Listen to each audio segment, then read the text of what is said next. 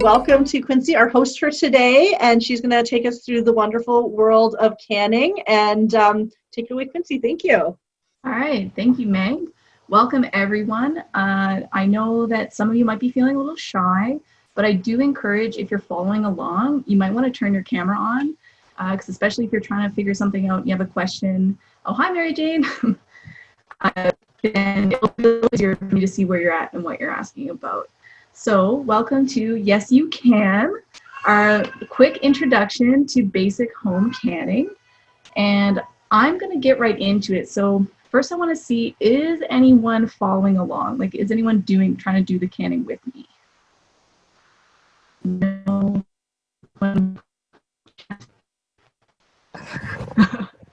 That's okay if you're not.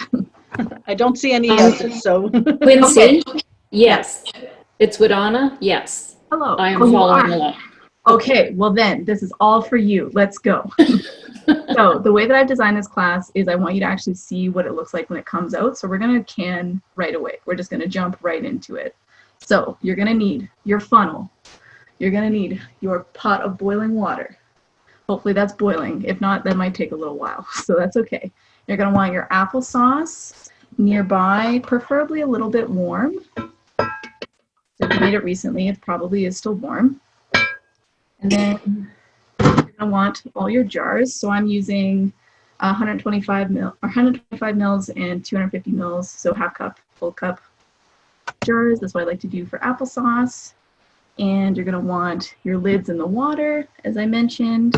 That's these lids. You're going to want your lid lifter or something magnetic, or just very fingers that are impervious to hot temperatures, and your measurement tool or some kind of ruler so that you can measure your headspace. Okay, so it's going to be fast and furious. I will go through this again later, but just for Winona and I, we're going to get our cans in the canner. So you're going to take a non-metal ladle. So anything, a spoon, anything that you can get your sauce from your pot into your jars. And then you're going to want to put your funnel on your jar, and you're just going to put it in there. And the funnel is just going to help everything get in there with a little less mess. So on these, what are we leaving? I think it's a 1/4 inch headspace. So you're going to fill them pretty much to the top. Why non-metal? And that's because depending on the temperature in your house and the temperature of your jars, if you have a really hot piece of metal touching cold glass, it's very likely that it's going to crack or break. So you're trying to keep everything before you start canning around the same temperature to prevent that happening. Yes, I've had a few jars break on me. So I actually put my jars in the oven at a very, very low temperature just before I can, so that they're nice and warm. Because sometimes even just putting hot sauce in them. You can add sugar if you like, yeah, or I add sugar. Sometimes I add maple syrup, sometimes some honey, whatever your preference is. So these jars, these are not sterilized.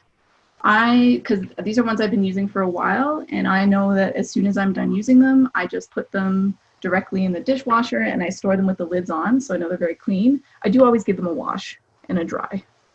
Usually if I buy them straight from secondhand or buy them straight from the grocery store, I'll put them in my dishwasher on sterilize cycle. Or you can also sterilize in your oven. I think you can put them at 350 for about 20 minutes. That's going to kill anything that's on there. So just continuing to fill my jars. And what's nice with applesauce is you can, I said, use 3 pounds of apples. That's usually how much I have, but you can really do as much as you like. There is no sugar in this recipe, so you don't have to worry about getting your sugar levels right. And, it's still pretty tasty. Now for these, I actually like to get all the bruised apples, the really cheap ones that you'll start finding at the market around this time of year. Local H&W, little plug there for local business. I got a bunch of bags of 5-6 apples for $1 each. And like I said, you can get a lot of that kind of produce at this time of year. All right, so I'm just about getting now you can see as I've been going, this one is too full. That definitely has it too much and is not going to leave a 1/4 inch of his there.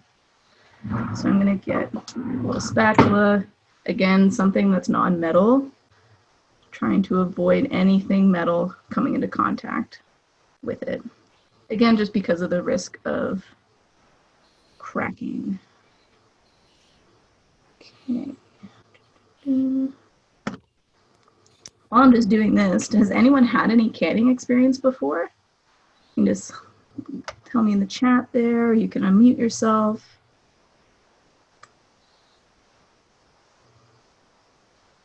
Ooh, pickles. Yeah, one of my favorites.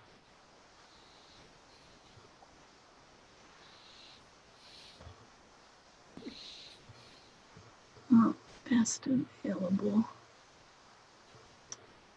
Right, best available produce. That is a really good point. There is a lot of stuff that you do want to use the best available produce for, particularly tomatoes.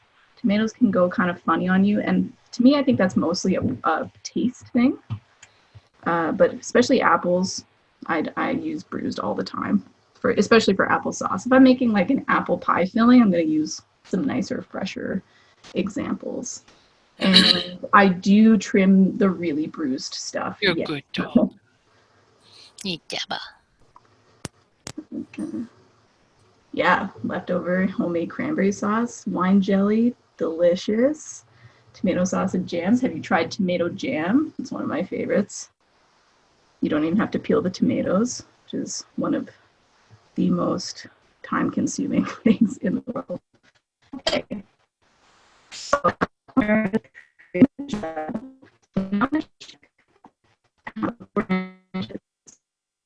notch here. That lowest one, that's a 1/4 inch. I'm just gonna run it around. This one's actually a little low.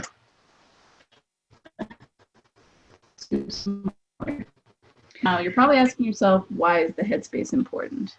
And we will get to that a little more detail in a second, but just very quickly, the headspace and the air that's between the lid and the contents in the jar is part of the magic of canning. And that's part of what enables your goods to stay good. I did see a question where someone was asking if you need different spacing for a thicker preserve versus like a pickle or... Yes, you do. And if you're following quality recipes, they will always tell you the headspace that you should have. But if you get it a little bit off, don't give up. Part of my troubleshooting, we'll see, it always happens with applesauce for me. Like a little bit will leak out when you're doing it, like when you have the jar in the can. And that's totally fine. There's lots of seal properly. I don't know if you could say that one again. We had a little bit of audio issue there. Oh, sorry. So what was I talking about? What was The headspace for different... Yes, so if you have a quality recipe, which I have several links and suggestions for what kind of recipes you should be following, that will always be in the recipe what kind of headspace you have. I was going to say, however, especially for some reason, applesauce, because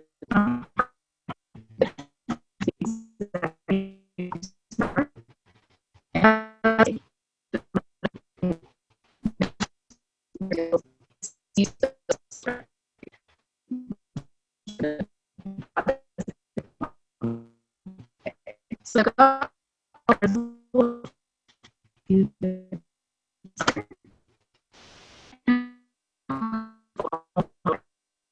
25s. That's fine. It doesn't, the amount of jars that you put in the canner doesn't matter as long as there's enough space for all of them. So now I'm using my fancy little magnetic lifter, which is nice.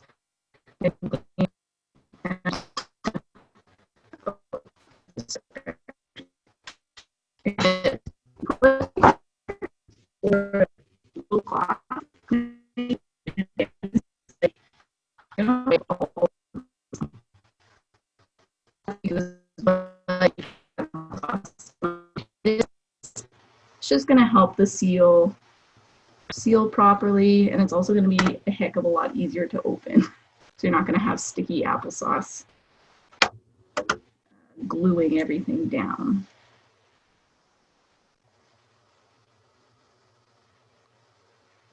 Was another job for young Quincy in the canning kitchen before I was trusted to do anything. Wiping down the lids. All right. So back to the lids. So I'm going to take the lid, just going to place them like that, and you're going to cover each of your jars with one of these. Now, important note, you cannot reuse these. Once they have been used, they are no longer safe for canning. You can use them as spice jar containers. I keep them around because I use mason jars a lot for different stuff, but not for canning. So you don't necessarily have to throw them away, but you can't use them for canning twice. And that's because the seal is not going to have enough integrity. And before anyone asks, there are no reusable, like safely reusable lids on the market that are sanctioned by the National Preserving Board, I believe they're called. They're based in the States. And that's where you always want to check for them for what equipment is being recommended at the time, because it does change as we go on. So now we've got our lids on there. Now we're going to take the lid rings, which are these. You can see this one is nice and clean. There's no rust on the inside. There's no dents. So these you are able to reuse. So we're just going to screw them, and it's just called fingertip tight. So you're not reaming on there. That's a mistake a lot of people do, and then it makes it really hard to come off. So yeah, just fingertip tight. It does not need to be very tight, because that's not what is actually creating the seal. It's just keeping the lids on there when they're floating in water. I'm gonna do this for all of my cans.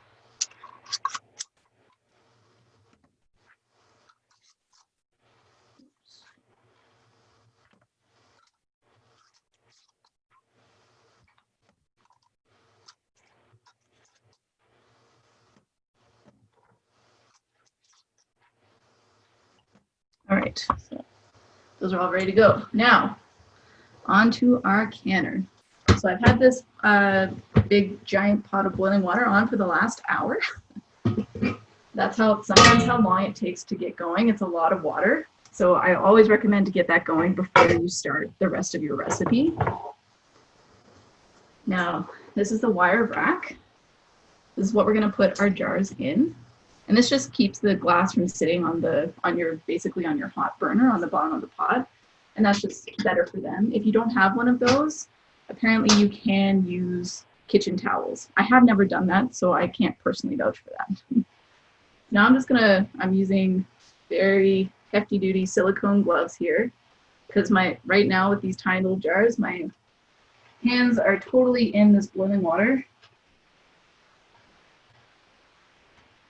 And what I'm doing, you cannot see, but I'm spacing them evenly around.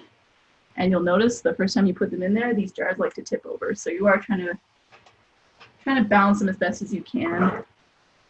If they roll over, that's fine. Just pull it out, try to get it back on.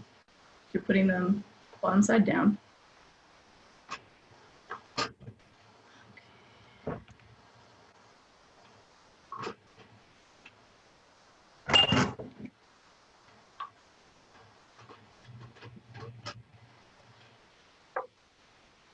Okay, I'm gonna try to give you a little look-see.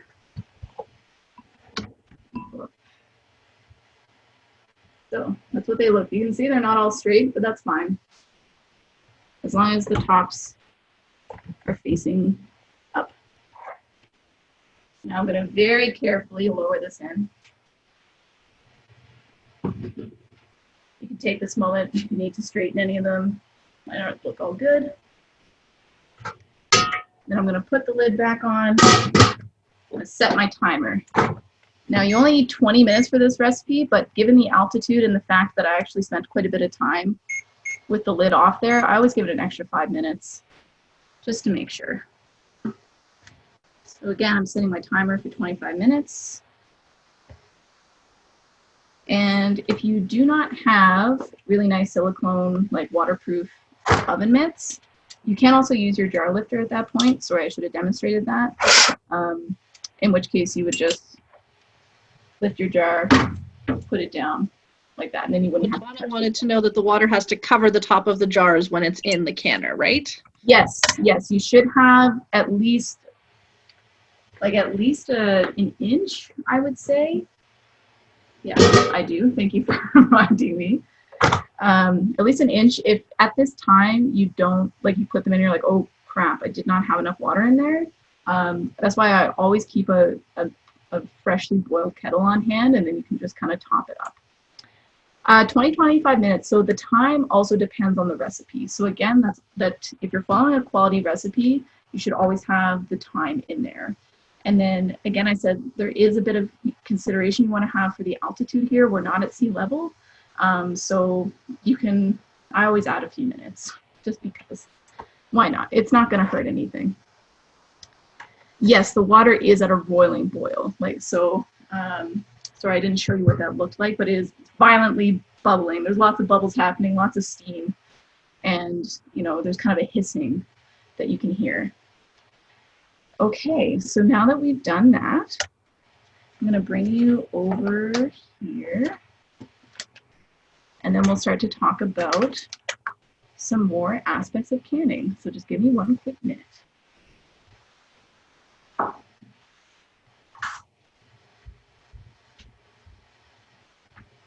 How are you doing, Wodona? Did you get everything in okay?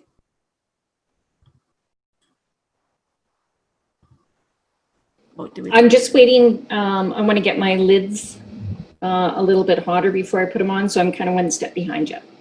Oh, okay. Well, you know what? Okay. They should be all right. Okay. Yeah, they should be. Okay, I'll put them on. Okay. Great.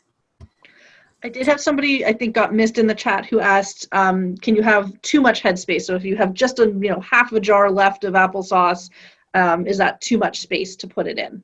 Yes, that is. So what you want to do at that point is just eat it right away or put it in your fridge and consume within a month-ish. I find applesauce goes pretty quick, so that's why I make them in the tiny, tiny jars. Okay, so welcome again, everyone. That was a little hectic. I'm all sweaty now. But now that I've gotten away from the canner and away from the steam, I can think a little clearer. So the method that we're covering today is called water bath canning. And this is recommended for foods with a pH of 4.6 or lower. So fruit jams, jellies, chutneys, relishes, pickles, tomatoes. And we add acidity from lemon juice, vinegar, or citric acid, depending on the kind of recipe that you're working with. For lower acid foods, so meat, vegetables, and dairy, you have to use a pressure canner, which is a totally different method, and we're not covering that. And that's not something I do very often. So in a nutshell, the science behind canning is that the high heat of the boiling water is killing any potential bacteria that might have made it in there, even though you've been very clean and sterile. And so it kills any bacteria, mold, or yeast that might be living in your little foods. And the heat also causes the contents of the jar to expand, which drives out the little bit of air that you left there with your headspace. And as it cools, everything contracts, and that pulls the lid down, and it then creates a seal with kind of this malleable rubber-like lid, and that's going to pull down on top of this little rim on your jar, and it's going to create a perfect seal so that nothing bad can get in there. All right. As I mentioned before, you always want to check with current canning guidelines. So kind of every couple years, I revisit to see if anything has changed, or if something big changes, you'll probably see it in the news. The canners of the world will be going crazy. But yeah, you want your Government Food and Safety Board or the National Center for Home Preservation to kind of be on par with what you're using. And I will talk a bit about some outdated equipment that you probably will see on the secondhand market in Edmonton that you're going to want to avoid. Another point is the sugar and the vinegar and lemon juice content in your recipes is actually really important. And that's part of the preservative magic of canning. So you don't really want to adjust those unless you're intentionally experimenting and you're really experienced and kind of know what you're doing and what to look for. And you always want to use bottled lemon juice and commercially made vinegar. So I don't think anyone makes vinegar at home anymore, but you definitely want to use, Heinz or something. And that's just because it's consistent. We know exactly what level of acidity it has. And again, that's really important in your recipes. Another point that I briefly mentioned is that your jars need to be clean. They don't always have to be sterilized. So personally, I only sterilize jars either if they look kind of icky or they feel sticky or they're coming into my home for the first time. The way I store all my jars is the lid on. So another use for your old, not your old lids that you can't use a second time is just to keep dust out of your jars. Oh, is someone asking a question? No, okay. I heard a very brief chatter there. And this is also a good way to keep your jar lids in good condition. They're on the jar. And so every time you go to use them, you want to give them a look. Like, is there any new cracks, especially along the lip of the jar? You don't want to see any chips there. That would kind of completely null the efficiency. I got a question here. Actually, that's a good point. I don't. I mean, usually I just know because do I have a used lid here? Once a lid is used, there's a very clear indent that will be in this thing. So this is new. You can see that it hasn't been used before. I will check in a second to see if I have one that has been used. But it's very clear. And also I always write what I put in the jar on here. So there will be writing on it inevitably. Okay, another point is we don't want to use any dented or rusty lid rings. So I picked two here. I don't tend to hold on to ones that are not good anymore, but these are kind of getting near the end of their life. So you can see there's a lot of dents there. Please, if there's one thing I can impart on you, to not knock home canning lids with a knife. You don't need to. It doesn't actually help you loosen anything. If it's sticking, it's usually because some of your jar contents have gotten up there and that's what is sticky. Or maybe the lid's getting a little rusty. So kind of knocking it with a knife is just actually damaging your lids and you're gonna have to buy more. So yeah, and this one, you can see it's starting to get rusty in there. If this didn't have the dents in it, I would probably actually still use it. But yeah, I'm not loving the dents. Because the dents also make it harder to unscrew them and unscrew them. Okay, so I'm just going to show you a couple different sizes of jars. So you already saw my little baby half-cup jars are 125 ml. They're about that big. They're perfect for single serving or when you're doing gifts for Christmas or something. Especially for jams and sauces. I really like those. And then I had a 250 ml jar, which is slightly bigger. So that's this one. This one doesn't have anything fancy on it. And then you might also see this size jar. I don't actually know what size it is because it's not a standard size, but it is a standard mouth. We'll talk about mouths in a second. And I think it holds about 2.5 cups. But so you might see these ones. They're also nice for gifts for jams because they're not too big. And another thing to think about when you're choosing jar sizes is not only the food that you're trying to fit in there, but also how quickly you could eat all that food when you open it. So think about opening a can, so this is a jar, opening a jar of jam, and can you eat this in 6 to 8 weeks? And if you can't, then maybe you want to use smaller jars. But usually your recipe will also have some recommendations. So this is the classic, I think what everyone thinks of as a mason jar. It's 500 mils, so 2 cups. And it's really good for jarred peaches, pickled beans, any kind of pickled vegetable. I like to do just general tomato sauces and diced tomato or canned tomatoes in these sizes. It's really good for recipes. So that's a good one. And so all these ones that I've showed you so far, these are standard mouth jars. So this is what gets a little confusing, is what do the mouth sizes mean? So there's 3 of them. There's standard, wide, and gem. Gem isn't really made much anymore, but you can still buy the lids and lid rings. And you'll probably, if you're picking up a secondhand box of jars, you will likely find a gem one. So standard size has a standard size lid ring and standard size, oh, I left them over there, standard size lids. And they're all very clearly denoted on your packages that you're buying. So those are all standard size. Here's a wide mouth. This is 250 ml. So it's just this one, but squished with a wide mouth. And so you want wide mouth lids and wide mouth lid rings. So that fits on there. And then the gems. So they're somewhere in between a standard and a wide mouth. There is no advantage over one or the other, unless I like to use these for like pickles, because it's a lot easier to get, one, get the food in, and get the food, or 2, get the food out. So that's also an important thing to consider when you're choosing your jars. I also just use whatever I have on hand. So these are gem jars. They have a characteristic, like a much taller brim up on the top here. And that's because they used to be one of the most popular ways for using, this thing is called rubber lid canning, in which they use this really tall lid. So let's see, like this, it's a little bit bigger.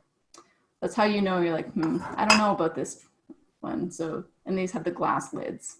These are no longer considered safe for canning with our modern guidelines. So what used to happen is you would have like a little piece of rubber that you would put in here, and then you would put that on your jar.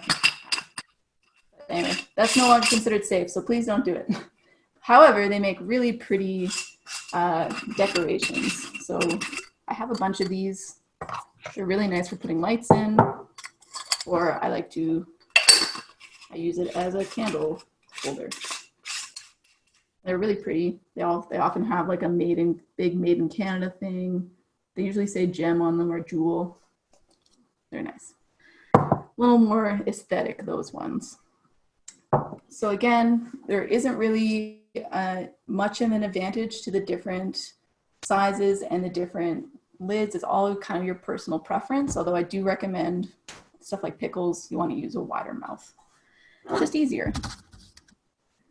Okay, and then when you're getting into canning, you want to make sure that you do have a spot in your house that is cool enough to store them. So you want somewhere that at no time in the year is it going to get above 95 degrees Fahrenheit. And that's because you're going to kind of get into trouble. That's when you might have some jars swelling. It's the same thing as like any commercially canned goods that you get, like cans of beans or cans of corn, or cans of tomatoes for that matter. Anything that starts bulging and leaking and maybe looking a bit swollen is suspect. So we want to avoid that as much as possible. So I actually have a cold room under my basement stairs, which is nice. So if you have a basement anywhere in the bottom of a closet or a cupboard down there is great. If you live on a higher floor, I would recommend in the warmer months, like maybe getting a thermometer or some kind of temperature reader and checking out what's going on there, because you might think that it doesn't get that hot, but it can. And that happened to me when I lived on the top floor of an apartment building once. I went in to see my canning and stuff was not looking good, so I had to throw it all away, which is sad. Okay, so I did go through kind of the basic canning procedure at the very top of the class. So I'm not going to cover that right this second, but I'm going to start going into the equipment that you're going to want to have. And okay. So stuff that you absolutely need to have is you need to have a water bath canner, which is the giant pot that I had. It looks like a giant stock pot.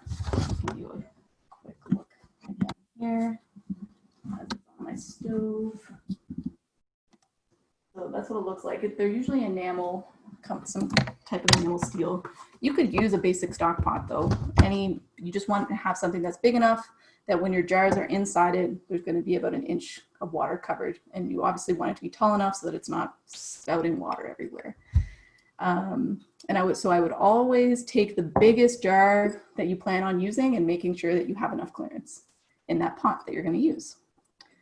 You're also going to want to have a wire rack. So that's what I put the jars on in the pot. And that's really important to me because you don't have, there's handles that you can lift it in and out of the boiling water with your oven mitts, and you're a lot less likely to get burnt. So I prefer that. As I did say, you can use a kitchen towel in a pinch. That's definitely not what I like to do. You're going to want to have a ladle for transferring everything from your recipe pot into your jars. And again, I really recommend using not metal and just not having to deal with anything breaking that you don't want to. I did say a heavy bottom pot with lid, and that's for making all of your recipes. So making your jams and your jellies, especially. I use a enameled cast iron Dutch oven for most of my recipes. 5 quart, I find that's a good size. You can get a lot of them secondhand, which is nice. And I also use it for making bread. So if you checked out our bread baking classes, I'm sure they talked about that a little bit. So it's a good kitchen tool to have. You're gonna want measuring cups. Again, that's more for doing all your recipes, because most of them are by weight. You know, you want 8 pounds of cherries or 3 pounds of apples or so many pounds of tomatoes. So, or so many cups of tomatoes, sorry, I'm talking cups. On that note though, I didn't have it on this list, but you might also want to invest in a kitchen scale because a lot of canning recipes are judged by weight. So you definitely want to have lids and lid rings of the appropriate size for the jars that you're using. And that's all the things that you have to have if you want to can. Things that are good to have, and they come in little kits, or again, you can find them secondhand a lot. It's a little headspace measurement tool.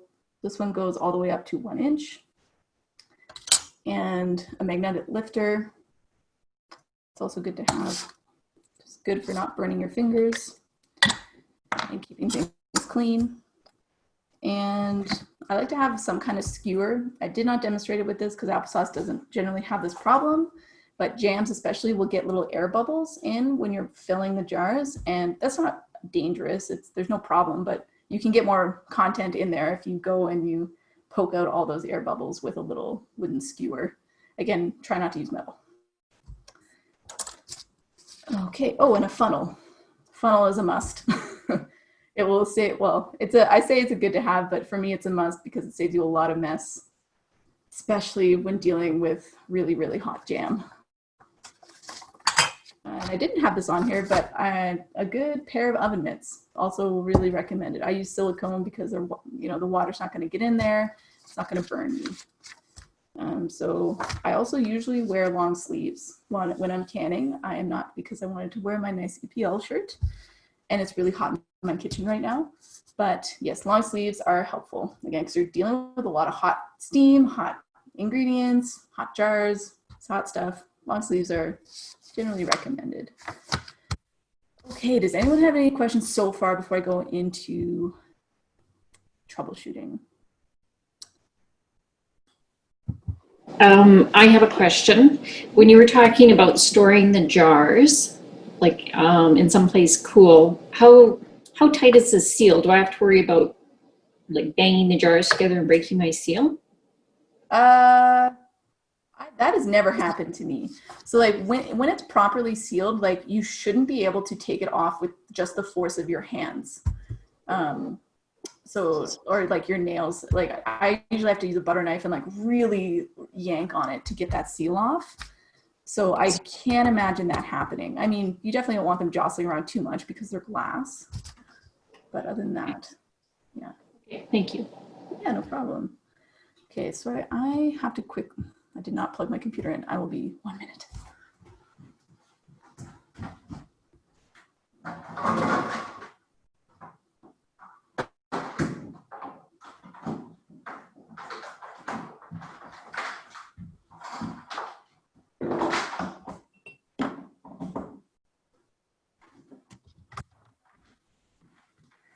Okay, my apologies, everyone. I got fancy and I have 2 computers, so I didn't plug both of them in. Okay, I'm just going to quickly go through some troubleshooting because I find when I talk to a lot of people about canning, they're a little freaked out, especially about canning at home. The question about botulism really comes up a lot, or just saying like, oh, there's just so much equipment I need and I don't want to have all that. Well, I mean, yes, I do have a lot of jars in my house, but that's more because I sometimes get a little excited and like to buy entire lots from old retiring grandmas who are retiring their canning stash. Okay, so quickly going to talk about how you can check if it's sealed. We'll check again once I take these out in a few minutes.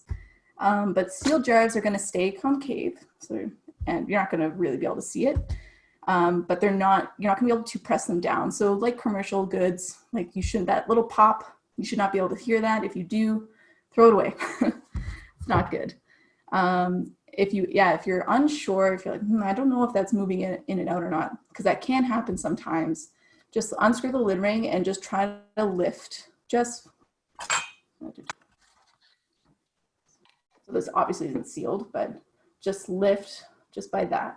I mean, it's coming off now, but it shouldn't come off just from the weight of the jar. And yes, properly sealed jars cannot be removed by your hands unless you're freakishly strong, which I have seen one person in my life, and she was an 11-year-old girl, peel off a properly sealed jar. But I've never been able to see it by anyone else, no matter how strong they are. So if it didn't seal, it's not the end of the world. You can just put a new lid on and just put it through the water bath canning process again. Or you can just put it in the fridge and consume it, within a few weeks. So as I already mentioned, it happens a lot with applesauce, especially if something leaked out in the water during the water bath canning process, that's totally okay. And it can happen if the headspace measurement is a bit off or there's a big air bubble that you didn't see. So just check the seal. If the seal seems fine, you're good to go. You can store it as you should. If there are bubbles in the jar after you can, that's okay. Because again, sometimes the air from your headspace gets forced down instead of out. And so that's just where those bubbles are coming from. Again, check your seal. If it's good, you're good. I will talk quickly about botulism. So botulism is something that just lives around us. It lives in soil. It is toxic to humans and many mammals. And you can't see it, smell it, or taste it, unfortunately. So that's why you just don't eat anything, even a little tiny taste from a jar that's leaking, bulging, or swollen, if it's damaged or cracked in any way, or if anything looks abnormal. I've never seen this happen, but apparently jars will squirt liquid or foam when you open them, or the food looks discolored or smells weird or is even moldy. You definitely don't want to eat anything that has mold on it when you're canning. So when in doubt, just throw it out. And just don't taste it, don't take the risk. And the CDC has like a whole thing about symptoms of botulism. If you're really worried, you will know within 24 hours, most definitely. So again, if you're doing everything properly, as I've been describing it, the risk is the exact same as commercially canned goods, which is extremely low. So again, you're usually going to be able to see some kind of sign in that the jar, it looks like something didn't work through the canning process. Does anyone have any questions about that before we move on? Perfect. I was just about to get to this. Yes, so you generally want to consume canned goods within 18 months. It's a general recommendation. Some recipes say a year, some say up to 2 years. I usually use 18 months. I have a 1-year-old baby, so we haven't gotten to all of our canned goods in the last year, and we just had to do a really big clear out, which was really sad. And it was probably all fine, but again, it's not worth it to take the risk. So, and you're generally saving a lot of money by canning. So it's really pennies that are, you know, you end up throwing away at the end of the day. So yeah, 18 months, that's my general recommendation. But it can be up to 2 years, especially for some recipes that have a lot of sugar, a lot of pectin in them. Again, the recipe, if it's a quality recipe, will tell you all of that. So you never have to guess, which is nice. So I listed some handy resources that I like to go to if I'm ever unsure, if I'm trying a new recipe. So the National Center for Home Preservation, and I believe I've listed their website on the original blog post, is a really good resource. They have lots of recipes and just lots of like good information about kind of the science of canning, that especially when I kind of graduated from, you know, just having done canning with my family a lot to trying to do it on my own as an adult and having all my adult worries about, you know, possibly poisoning people. It really helped me feel a lot better about it, because this is kind of a tried and true way of cooking and a way of preserving food that humans have been doing for hundreds of years. And they have all the information on that website. And on that website, they have a really nice downloadable PDF of the USDA Complete Guide to Home Canning, which has a lot of the same information, but then some more varying things in different recipes. And what I like is they'll have like 4 tomato type recipes. This is kind of the level pH it should be. This is the amount, generally the minimum amount of time. So if I ever have a new recipe that I'm unsure of, I'll check it against what's in those to see if they're kind of falling within the correct guidelines for time spent in the canner and, you know, amount of acidity or sugar in there. Okay, if you are, that can reusing commercial jars. I do, okay, so the question was, I am relatives that can reused commercial jars, like jars they bought jams or pickles in the store, then reused. I'm pretty sure this isn't safe. So it depends on what kind of jar they're using, because you can find jars that are like this, especially from a market. They're generally using jars like this, but if it's from a store, I don't think I've ever quite seen a proper mason jar. I think, are you talking about like spaghetti jars? And if it's spaghetti jars, I think I have one around. Oh, yes.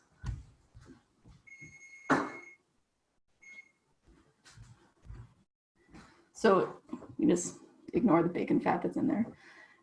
You can see like this jar has a much higher rim than this does here. So that's like the main difference.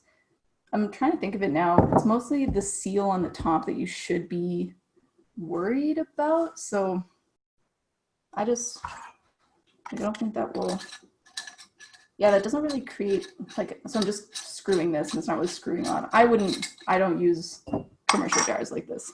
Yeah, she was saying jam jars, and they'll reuse the original lid from the jam jar. Yeah, please don't do that. At least that is that's what the USDA and that's what the National Center for Home Preserving is recommending, that you don't do that. So I don't do that. That's not what we do in my family either. Okay, I need to quickly change to get my jars out. I will be right back. Okay, so the timer's gone off. And now,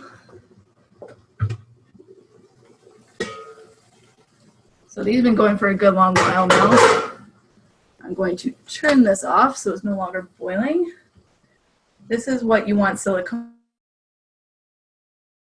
gloves for. If you don't have silicone, you probably take some wooden spoons to try to grab the lids, but the lids generally fall down into the water.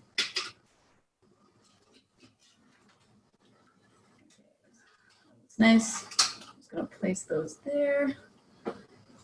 And then on a kitchen towel, you're going to want to place this somewhere out of the way in your kitchen, because the jars have to sit for a little while.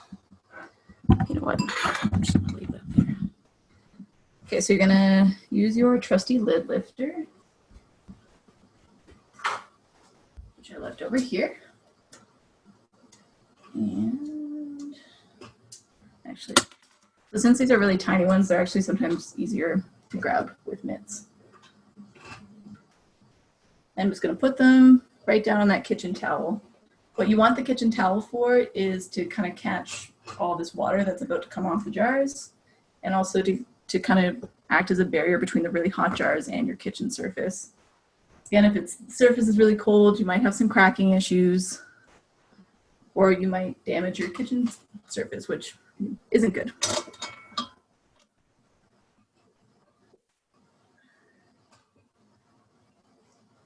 There is a minimum temperature for storing your cans. I can't think of it offhand, but definitely you do not want them to be frozen. If your jars freeze, I would not eat what is in there. Exactly the same as commercially canned goods. You're not supposed to consume anything that has been frozen and then thawed. Because these are not freezer jam recipe, or like they're not freezer. Yeah, freezer jam is the only jam recipe I can think of right now. But it's not that kind of recipe. And so what basically, if there are major fluctuations in temperature, hot and cold, you're basically messing with the integrity of your seal. So if it freezes and then thaws, there's no guarantee that seal has kept in any way. Okay, so I'm just going through everyone's comments. I would not store them in the garage or shed for that reason, because of the temperature fluctuations. And then Claire, back to your point, yeah, I would not eat those those canned goods that your family are doing. That I'm a bit of a paranoid person, especially since I've had a baby. So I do not recommend anything like that. Okay. So now our jars are resting, and they're gonna sit there for 24 hours. I can't tell you the exact reason why, but that's the recommendation, so that's what I do. I'm guessing it's just allowing everything to settle and the seal to adhere properly. Oh, and you'll see, right? Oh, there's one. So they're not all going to be sealed yet because they haven't cooled. The cooling process is part of the sealing. So I just actually popped some of them down. But in the 24 hours that they're sitting there, you'll sometimes hear little pops as the seal takes. And yeah, they're all looking pretty good.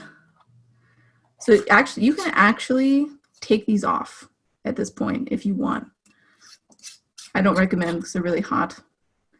I have a very strange resistance to temperatures. But yes, you can take them off and reuse them for your next canning extravaganza if you are trying to be frugal with how many lid rings that you buy. You can store them just like this, because that's the only important part, really. Okay, so that is your very quick, basic introduction to canning. We've got about 10 minutes, so I'd love to just, talk through some questions that anyone has, or if there's any concerns, anything I wasn't clear about, feel free.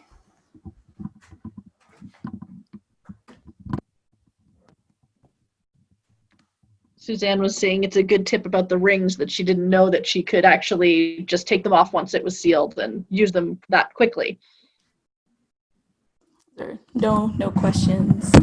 Oh, here we go. Recipe ideas. I did mention one of my favorite things to can. The very beginning of this class was tomato jam. It's very delicious. Oh, what's the easiest thing to can for beginners? Applesauce. That is why I chose applesauce. It's really, really simple. It's a recipe that doesn't need sugar. So, a lot of people get really freaked out by how much sugar there is in canning recipes. Oh, I'll mention actually while we're on there. So I recommend this product. It's the only one I've ever seen for low to no sugar canning. It's called Pomona's Universal Pectin.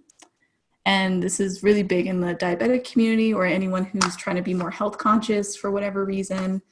Or you don't want to have 5 cups of sugar in your strawberry jam.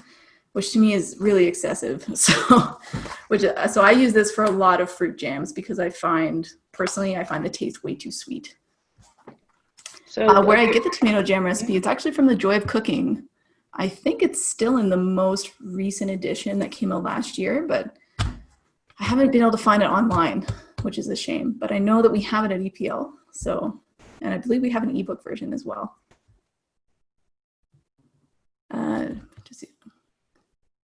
Yes, you cannot use an Instant Pot for pressure canning. Thank you, Claire.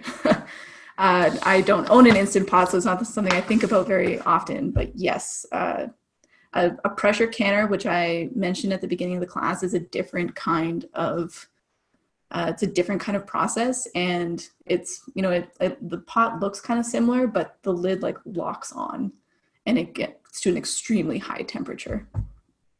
Where do you purchase your supplies? I got these at Canadian Tire. Someone also mentioned that they were often on sale, especially around this time of year. Yes. And it was a little pack that's why all my stuff matches, which is also kind of nice when you're trying to find this the one time a year or the twice a year that you do it. So yeah, it came with all 3 of these, and it came with a lid lifter or with a jar lifter, which again is this fancy tool. This is actually a vintage jar lifter that I found because I find that the modern ones for some reason don't work very well. I came in late. Oh, so I don't use a pressure canner. I don't do pressure canning. I'm not sure how long you would boil applesauce. I'm sure if you found a good pressure canning guide, which I believe is also on the National Center for Home Preservation. They have a whole section on pressure canning. I'm sure there would be something there. Sorry, I can't speak to that.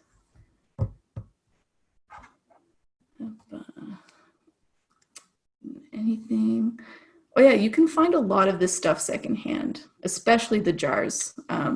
Right now is a great time. Seems like a lot of people are clearing out their basements and their garages and looking at stuff that they do not use very often.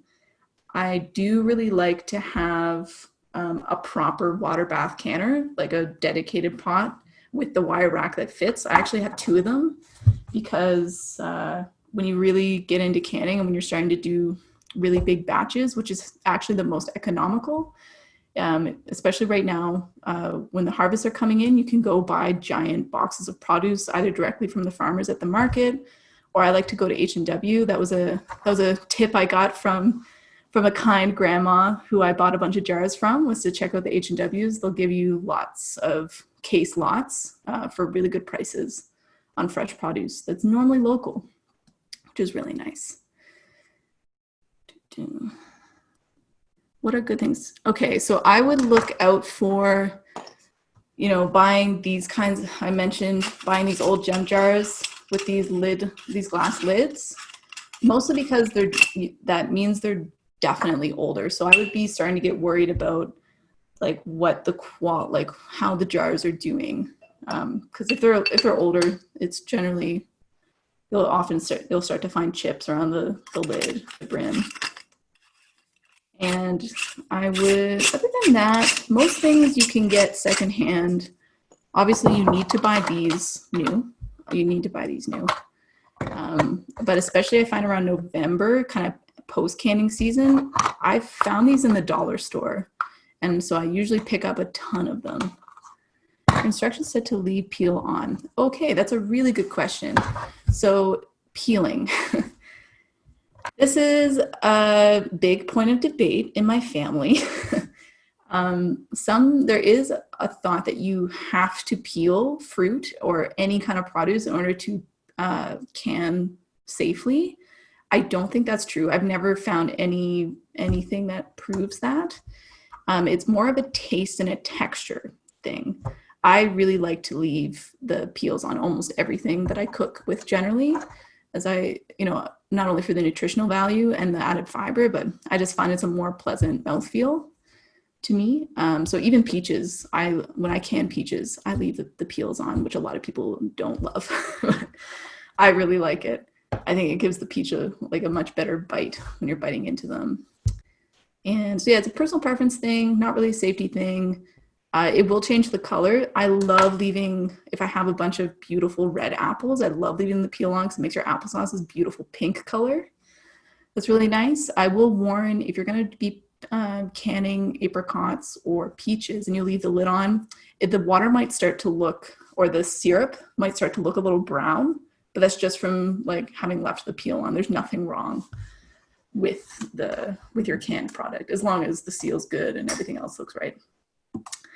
All right, see you, Mary Jane. Thanks for coming. Hope you learned something. Hope you'll try canning.